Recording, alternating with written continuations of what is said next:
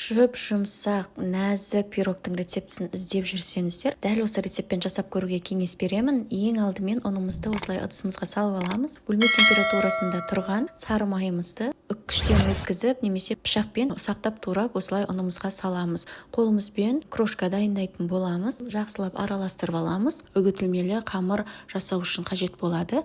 Одан кейін қантымызды қосамыз және бір жұмыртқамызды саламыз. Бір шай қасық қопсытқыш және шым тұз саламыз. Барлығын жақсылап араластырып, жұмсақ қамыр илейтін боламыз. Осы дайын болған қамырымызды пакетке салып, тоңазытқышқа салып қоямыз. Тоңазытқышта тұрамын дегенше ішіне салатын салмасын дайындаймыз. Ол үшін сметананы саламыз, қантымызды қосамыз. Барлық грамдарын, өлшемдерін осы видеоның астына жазып кететін боламын. Одан кейін жүгері крахмалын қосамыз, 3 жұмыртқамызды жарып салатын боламыз. Барлығын осылай венчиктің көмегімен араластырамыз, немесе блендерден өткізіп алсаңыздар да болады.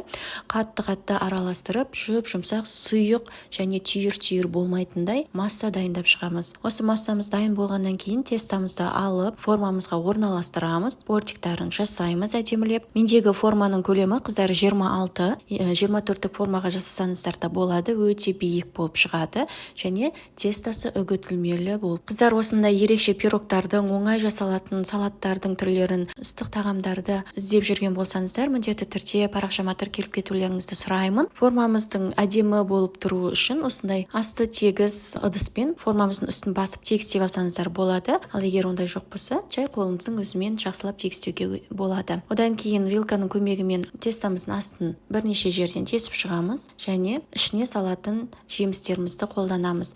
Мен жеміске қарақатты қолдандым. Өздеріңізде қандай жеміс түрі бар, соны қолданып жасай берсеңіздер болады. Жемісіміздің суы шығып кетпес үшін осындай кукурузный крахмалға араластырып аламыз. Барлығын формамызға саламыз, сұйық массамызды құямыз, алдын ала пешімізді қыздырып қоямыз. Осы қызған пешке 180 градуста 40-45 минут пісіріп алатын боламыз. Әркімнің пешінің градусы әртүрлі, сол үшін 30 минуттан асқаннан кейін пешіңіздің қасына барып, міндетті түрде қарап тұрыңыз.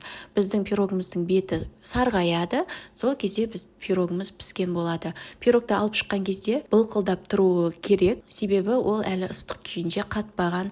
Оны қаттау үшін салқын жерге шығарып қоямыз. Формадан әзірге шешпейміз. Өзінің формасын, қаттылығын ұстағаннан кейін ғана барып формадан шешетін боламыз.